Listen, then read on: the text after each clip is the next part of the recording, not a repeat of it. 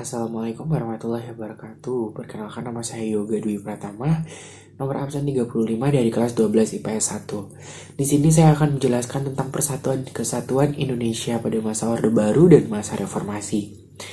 Dan sebelum saya menyampaikan materi, mohon izin dan yang terhormat kepada Bapak Muji selaku guru pembimbing pendidikan kewarganegaraan.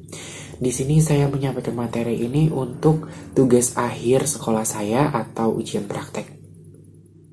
Baik, Persatuan dan Kesatuan Indonesia pada masa Orde Baru dan masa Reformasi. Yang pertama saya akan menjelaskan tentang paham kebangsaan Indonesia pada masa Orde Baru. Dan pengertian masa Orde Baru sendiri adalah istilah yang digunakan untuk menyebut masa pemerintahan rezim Soeharto, yaitu masa kepemimpinan Presiden kedua Republik Indonesia setelah menggantikan Soekarno sebagai Presiden pertama Negara Kesatuan Republik Indonesia. Orde Baru merupakan sebuah aturan yang dijalankan kepada kehidupan rakyat, bangsa, dan negara Republik Indonesia yang diletakkan kembali pada ideologi bangsa yaitu Pancasila dan UUD 1945 secara mutlak. Dan di sini ada latar belakang munculnya masa Orde Baru di mana ideologi negara Indonesia sempat terancam dengan adanya paham komunis yang menyebar di akhir pemerintahan Soekarno. Paham komunis sendiri seringkali diartikan sebagai ideologi ateis atau tidak mempercayai adanya Tuhan. Setelah terjadi pemberontakan G30 SPKI yang dilakukan oleh Partai Komunis Indonesia terhadap penyebaran paham komunisme di Indonesia, akhirnya pada masa pemerintahan Soeharto menekankan untuk mengembalikan ideologi negara yang sempat terancam oleh Partai Komunis Indonesia kepada pelaksanaan Pancasila dan Undang-Undang Dasar 1945 secara murni dan konsekuen. Masa Orde Baru dimulai pada tahun 1966 dan berakhir pada tahun 1998 dengan ditandai lengsernya Presiden kedua Republik Indonesia Soeharto setelah menjabat selama lebih dari 30 tahun.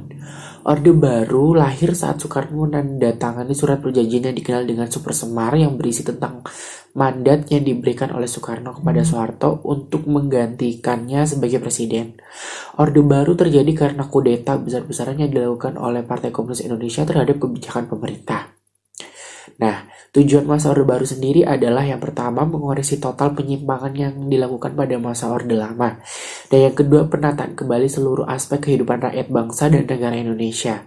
Yang ketiga Pancasila dan UUD 1945 secara murni dan konsekuen. Menyusun kembali kekuatan bangsa untuk menumbuhkan stabilitas nasional guna mempercepat proses pembangunan nasional atau bangsa. Itu merupakan tujuan dari pemerintahan Orde Baru secara umum. Lalu saya akan menjelaskan tentang kelebihan dan kekurangan pada masa Orde Baru. Kelebihan Orde Baru adalah meningkatnya gross domestic product per kapita Indonesia yang sebelumnya hanya mencapai $70 berhasil melonjak naik menjadi $1.000 pada tahun 1996. Berhasil melakukan program keluarga berencana yang pada masa sebelumnya tidak dilakukan. Lalu semakin banyak rakyat yang pintar membaca dan menulis sehingga tingkat pengangguran berkurang. Lalu kebutuhan pangan rakyat terpenuhi, kestabilan keamanan negara semakin meningkat, sukses melaksanakan gerakan wajib belajar dan gerakan nasional orang tua asuh. Lalu rencana pembangunan 5 tahun sukses dilaksanakan. Lalu sudah mulai bekerja sama dengan pihak asing dan pihak banyak menerima pinjaman dari dana dari luar. Lalu ada kekurangan Orde Baru sendiri. Yang pertama meningkatnya kasus korupsi, kolusi, dan nepotisme atau biasa disebut dengan KKN pada semua kalangan masyarakat. Lalu yang kedua pembangunan negara tidak merata dan terdapat perbedaan yang signifikan antara pembangunan pada pusat dan di daerah. Kekayaan daerah banyak digunakan untuk melakukan pembangunan pada pusat kota. Lalu yang ketiga rasa ketidakpuasan rakyat bermunculan di berbagai daerah di Indonesia seperti Aceh dan Papua yang tidak tersentuh oleh pembangunan. Lalu yang keempat, kekuasaan yang berkelanjutan dan tidak terdapat tanda-tanda akan mundur. Dan selanjutnya adalah hak asasi manusia masih banyak dikekang dan kekerasan banyak digunakan sebagai solusi untuk menyelesaikan berbagai macam permasalahan. Sebagai contoh seperti operasi rahasia Petrus atau penembakan misterius.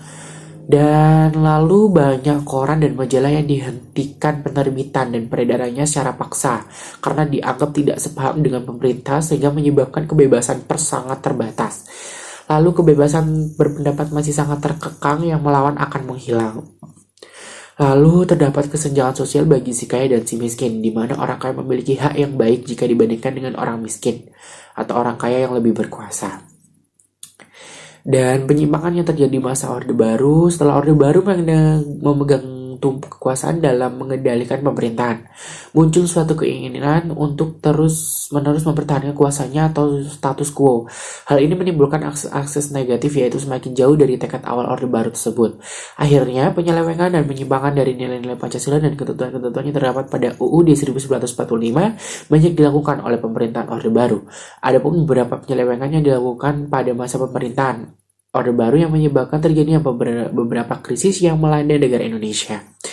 Krisis tersebut antara lain krisis politik, krisis moneter, krisis hukum, krisis kepercayaan, dan krisis sosial. Dan di sini selanjutnya itu merupakan di masa Orde Baru, dan selanjutnya adalah paham bangsa Indonesia pada masa-masa reformasi. Pengertian masa reformasi sendiri adalah merupakan suatu perubahan tatanan beri kehidupan lama dengan beri kehidupan baru, dan secara hukum menuju ke arah perbaikan. Gerakan reformasi yang terjadi di Indonesia pada tahun 98 ini merupakan suatu gerakan untuk mengadakan pembaharuan dan perubahan, terutama perbaikan dalam bidang politik, sosial, ekonomi, hukum, dan pendidikan. Gerakan reformasi pada mulanya disuarakan dari kalangan kampus, yaitu mahasiswa, dosen, maupun rektor. Situasi politik dan ekonomi Indonesia yang demikian terpuruk mendorong kalangan kampus tidak hanya berusia melalui mimbar bebas di kampus, namun akhirnya mendorong mahasiswa turun ke jalan. Dengan demikian, hakikat gerakan reformasi bukan untuk menjatuhkan pemerintahan Orde Baru, apalagi untuk menurunkan Soeharto dari kursi kepresidenan. Namun karena pemerintahan Orde Baru, pimpinan Soeharto dipandang tidak mampu mengatasi persoalan bangsa dan negara, maka Soeharto dimintai untuk menguturkan secara ikhlas demi perbaikan kehidupan bangsa dan negara Indonesia yang akan datang. Dan faktor pendorong terjadinya reformasi yang pertama adanya KKN atau korupsi, kolusi, dan nepotisme dalam kehidupan pemerintahan. Lalu yang kedua, adanya rasa tidak percaya kepada pemerintah Orde Baru yang penuh dengan nepotisme dan kronisme, serta merajalelanya korupsi. Yang ketiga, kekuasaan Orba di bawah Soeharto otoriter tertutup. Yang keempat, adanya keinginan demokratisasi dalam kehidupan berbangsa dan bernegara. Dan yang terakhir, mahasiswa menginginkan perubahan. Lalu selanjutnya adalah tujuan reformasi. Tujuan dari reformasi sendiri adalah sebagai berikut. Reformasi politik bertujuan tercapainya demokratisasi. Yang kedua, reformasi ekonomi bertujuan meningkatnya tercapainya masyarakat. Yang ketiga, reformasi hukum bertujuan tercapainya keadilan bagi seluruh rakyat Indonesia. Yang keempat adalah reformasi sosial bertujuan terwujudkan integrasi bangsa Indonesia. Dan ada perubahan-perubahan pada masa reformasi, di mana yang pertama pemerintah berubah menuju pemerintahan desentralisasi, yang kedua peran militer dipisahkan dari kekuasaan-kekuasaan sipil, yang ketiga orientasi sistem perekonomian nasional berubah menjadi ekonomi kerakyatan yang nantinya diharapkan dapat meningkatkan kemakmuran rakyat Indonesia. Yang keempat, sistem kepartaian berubah menjadi sistem multipartai, dan yang kelima desentralisasi Undang-Undang Dasar 45, yaitu proses penyesuaian Undang-Undang Dasar 45 melalui proses amandemen. Dan yang terakhir kebijakan partisipatoris, yaitu pembuatan kebijakan pemerintah sedapat mungkin harus melibatkan rakyat. Kebebasan masyarakat pada masa reformasi, kebebasan yang telah menghiasi kehidupan masyarakat Indonesia pada saat itu dan sekarang dapat meliputi berbagai macam bentuk, mulai dari kebebasan di dalam berbicara, berorganisasi, berekspresikan diri, menyampaikan pendapat, dan sebagainya. Kebebasan tersebut pastinya akan menimbulkan berbagai dampak, dari hal yang paling kecil hingga hal yang paling besar, baik itu dampak negatif maupun dampak positif. Tantangan-tantangan dan contoh kejadian adanya masa reformasi dalam penerapan Pancasila di era reformasi, ya ini dapat menurunnya rasa persatuan dan kesatuan di antara sesama yang terdapat di dalam diri setiap individu. Contoh yang dapat kita jumpai saat ini yaitu tawuran antar sesama pelajar. Peristiwa-peristiwa tersebut sangat sering terjadi dan lebih menelan banyak korban jiwa antar sesama warga Indonesia dalam kehidupan masyarakat. Seolah-olah wawasan dari kebangsaan yang dilandasi dengan nilai-nilai moral Pancasila yang lebih mengutamakan kerukunan antar individu atau masyarakat telah hilang dan sirna dari kehidupan bermasyarakat Indonesia. Saat ini bangsa Indonesia juga telah dihadapkan dengan perkembangan dunia yang teramat sangat cepat dan lebih mendasar, serta berpacunya di dalam pembangunan bangsa-bangsa di antara bangsa Indonesia. Hal itu dapat dikatakan globalisasi atau perkembangan dunia.